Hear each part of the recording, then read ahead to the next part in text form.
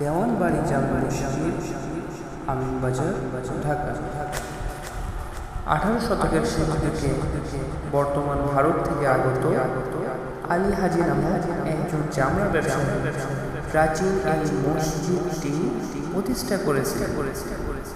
3 গম্বুজ বিশিষ্ট মসজিদটির দৈর্ঘ্য 35 ফুট, প্রস্থ 33 ফুট ও উচ্চতায় 40 ফুট।